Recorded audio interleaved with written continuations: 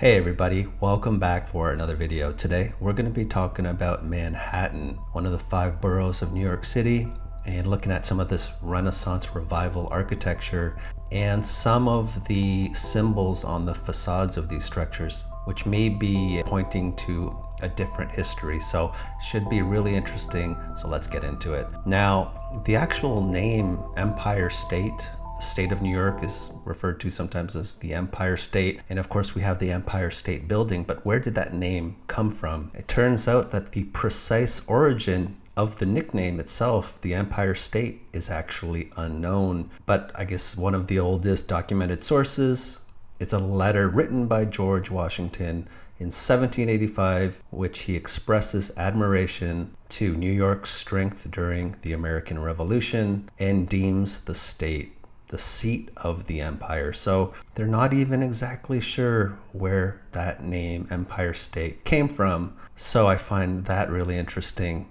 And I just wanted to mention that right off the top. Not too far from the Empire State Building is one of these French Renaissance revival buildings called the Crown Building. And again, this is all in Manhattan, but this building, it is something else, and it's got some really interesting symbolism on it that I think ties into a bigger pattern. But this building, the Crown Building, I think it's 25 stories tall, and that puts it over 400 feet. As mentioned, it is in this French Renaissance style, and we're told that the architects were Warren and Wetmore, and it has a construction date of 1922. But there are some interesting symbols on the facade that I want to get into, and we're going to do that, but this is just an aerial view looking down on the building. But at the top of this building, there is a giant crown right at the very top. You have this crown, so you might say, well, it's called the Crown Building, right? So why not have a crown at the top? But it turns out that this building, it wasn't always called the Crown Building. When it was actually constructed, when they're telling us it was constructed in 1922, it was actually called the Heckscher Building. It carried that name all the way until 1983 when it was renamed to the Crown Building. So according to our history, when that building was officially constructed in 1922, it wasn't called the Crown Building. It was called the Heckscher Building. So that is an interesting choice to put a crown at the top. It doesn't seem to make as much sense if the building has a completely different name. And again, not all French Renaissance revival buildings have crowns on them. So I wanted to keep looking at what else was on the facade of this structure. And there's a lot of fleur-de-lis represented and more of these, to some degree, scary looking faces. This one with snakes, but surrounded by the fleur-de-lis. So these symbols associated with royalty. Again, just why even put this face on this structure to begin with? Yeah, I just wanted to show you there are the fleur-de-lis. We have this crown, and another symbol shows up on this structure, and it's one of these crowned salamanders that I've talked about in previous video, which may not even be a salamander. Once again, that's the story we're given, that it's a salamander, but it could just be a crowned dragon, and it is actually represented on this chimney at the top of the building, and I think it's on each of the 4 sides of this chimney. And we're told that this symbol has been linked to this King of France, Francis I, in the 1500s. They have linked this symbol to this king. So why is it showing up on this random building in New York City? You have the crown and you have the fleur-de-lis all over this structure and a crowned salamander. It just doesn't seem to make sense, the history they're giving us and all this symbolism, in my opinion. But just for some reference, this building here, which I said was by Central Park, it is fairly close to that other building called the Alwyn Court, which I featured in the video, The Lizard King of New York City. You know, a couple city blocks, it looks like, less than a half a mile away. And the Alwyn Court was also one of these French Renaissance styled buildings, and the facade of this structure, it is literally insane. But you have all these, what we're told are cherubs, but they're not actually cherubs. You have the fleur-de-lis all over the building, and you have these grotesques just an insane amount of decoration with the facade. And of course, it also had these crowned salamanders or dragons, but we're told this building had a different set of architects.